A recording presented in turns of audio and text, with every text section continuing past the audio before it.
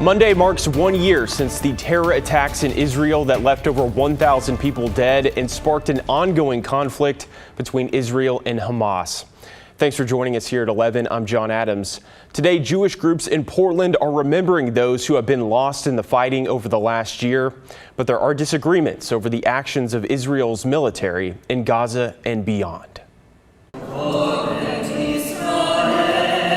A worship service was held by the Jewish Federation of Greater Portland on Sunday night to remember those killed 1 year ago when Hamas fighters carried out a terror attack in Israel. Many others were taken hostage. There are still around 100 hostages that are being held in captivity in the most horrific conditions in Gaza. The October 7th attacks have led to retaliation from the Israeli military, which has caused thousands of Palestinian civilian deaths in Gaza. Another gathering held by Jewish Voice for Peace is calling into question the actions of the Israeli military. We believe in JVP that every human life is sacred, and it is especially an atrocity to kill civilians. The organization is calling on the U.S. government to stop sending military funding to Israel because of the bombings. Because we are American Jews, and our tax dollars are going to fund and arm the Israeli military, we are complicit in the genocide. The group is also asking the state of Oregon to divest in Israeli bonds as military activity expands to Lebanon and Syria. Israel has made it clear it is not about the hostages, it is not about Jewish safety, it is about expanding their military hold in the region, and that's going beyond Palestine now too. Horenstein disagrees and says the military is doing its best to protect the state of Israel against its adversaries. It is tragic when innocent people die. Unfortunately, this is all because of a war that Hamas imposed on Israel. Rallies and protests took place across the nation over the weekend, including in Seattle. Hundreds of pro-Palestinian demonstrators marched through the streets of downtown yesterday, calling for a ceasefire. For some, it's an issue that hits very close to home. The reason I'm here today, the reason my family is here today in the United States is because we were displaced. My grandparents were kicked out of their home in '67. This demonstrator said he still has family in the West Bank, and he hopes the steps he and the hundreds of demonstrators took will lead to change. Back in Portland, police are investigating an early morning shooting that left one man dead. Just before 2:45 this morning, officers in the downtown entertainment district heard gunshots near the area of West Burnside and Southwest 3rd Avenue. They and EMS responded to find a man dead in a parking lot. The suspect or suspects left before first responders got there. Witnesses are asked to contact Portland police with information. In Kelso today, one person is dead after a car left the road and fell 15 feet down an embankment. It happened near North Pacific Avenue and Ostrander Avenue around 11 this morning. A driver called 911 and a child climbed up out of the wreck and waved down first responders. Firefighters had to cut 2 people out of the car. One man was pronounced dead on scene and 3 children were taken to the hospital. Washington State Police are looking into what caused the crash. And in Vancouver, the police department traffic unit is investigating after a pedestrian was hit and killed by a car last night. Around 9 p.m., officers were called to the area of Northeast 4th Plain Boulevard and 54th Street. The driver told police he saw the man walking in his lane and couldn't stop in time. Police do not believe impairment was a factor in the incident. A slow and difficult recovery continues in the southeast United States, 10 days out from Hurricane Helene. More than 220 people are confirmed dead from that storm. Now, this comes as some people in the Sunshine State make a head start in preparing for the next potential storm. Milton is now a Category 1 hurricane, churning in the Gulf of Mexico and taking aim at Florida. Officials in Florida say their biggest concern is getting debris off the roads and neighborhoods where Helene took a toll. This one back to back with Helene, and because it's going to come right over top of us, it's a little scary. What happened up in North Carolina, in Georgia, and all the water up there, I think people are really scared right now. The storm system is likely to make landfall as a major hurricane on Florida's already storm-battered west coast by midweek. Governor Ron DeSantis issued an emergency declaration on Saturday for 35 counties, but notched it up already to 51 counties today. And it's not just Florida residents making preparations. Volunteers with the American Red Cross are scattered across the states affected by Helene. We recently heard from a Bend resident who's currently in Tallahassee, Florida. Dennis Smith is assessing the devastation and documenting the homes that have been damaged. Our news partners in Bend asked him why he dedicates his life to helping others. It's hard to tell, but there's a lot of people out here volunteering, working, and helping the community that's been impacted by these storms that have came through Florida and the East Coast. And it just, you feel good that, you are helping people and you're giving them, some hope.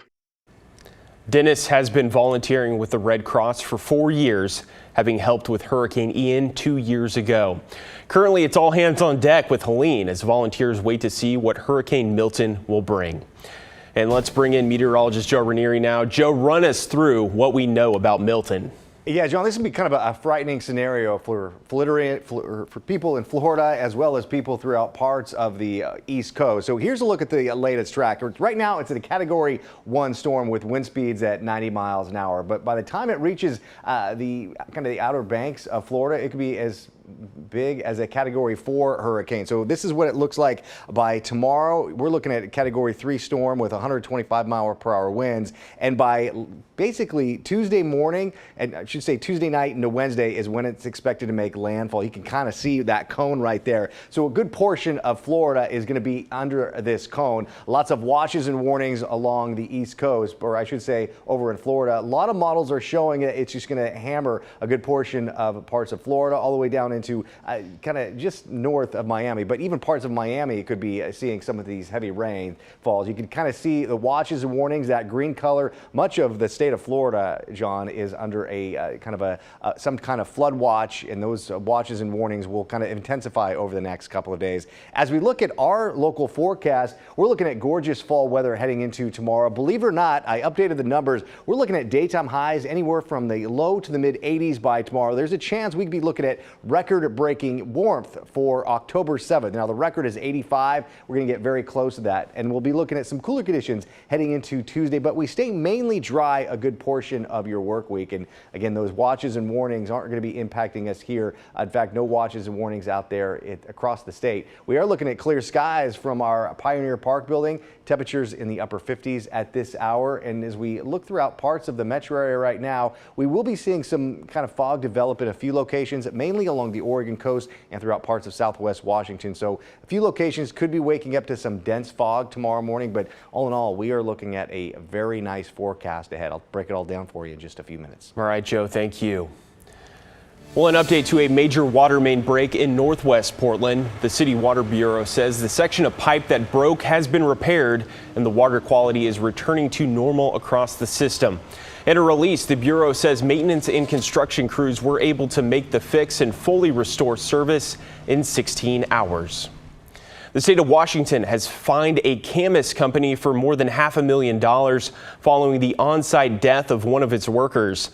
The state's Department of Labor and Industries announced Wednesday it cited and fined Georgia Pacific after an investigation found the company removed safety guards on a packing machine. The department says that and other factors directly contributed to the death of a 32-year-old worker in March of this year. Georgia Pacific is appealing the decision, which includes a $650,000 fine. Well, today, a Portland couple held a celebration of life for a centuries-old tree. That's because it's getting cut down at the city's request. Our Sydney Dorner takes a look into why that's happening. This white oak is known for its history and stature, but due to fungus at the base, the city says it must come down, saying a nearby couple has to pay for the $20,000 removal.